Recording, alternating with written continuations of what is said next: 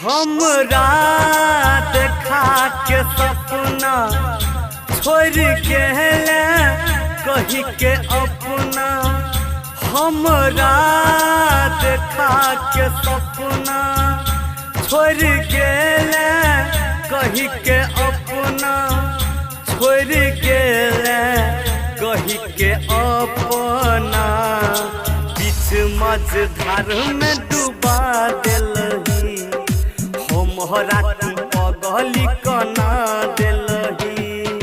बीच मझधार में डूबा दिलही हमरा तू पगली कना दिलही।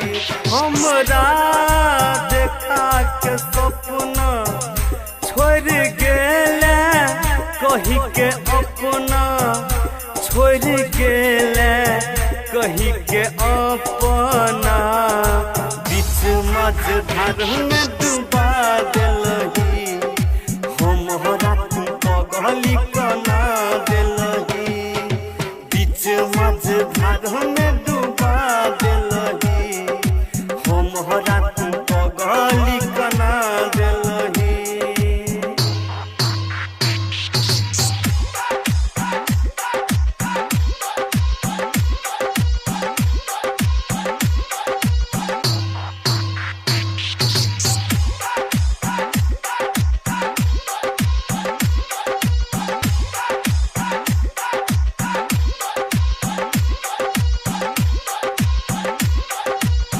जन्म जन्म के खैले कसम जे भूल गेले गे तू कोना।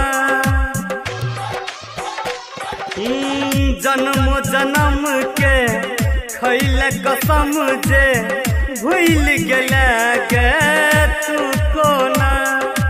तोरा बिना कोना जियब गे इह बता दे सोना गे। हमरा पर तू कौन चले ले बाज ने जा तू ना गे।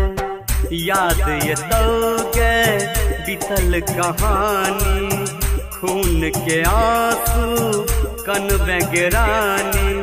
तो के जखम तू दिल में हमारा पगली के किया भुला दिलही। बीच मझधार में डूबा दिलही हमरा तू पगली कना दिलही। बीच मझधार में डूबा दिलही हमरा तू पगली कना दिलही।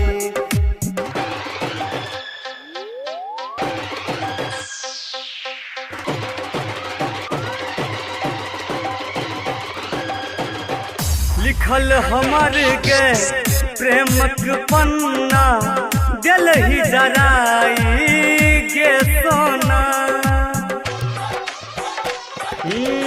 लिखल हमर गे प्रेमक पन्ना दिलही जराई गे सोना।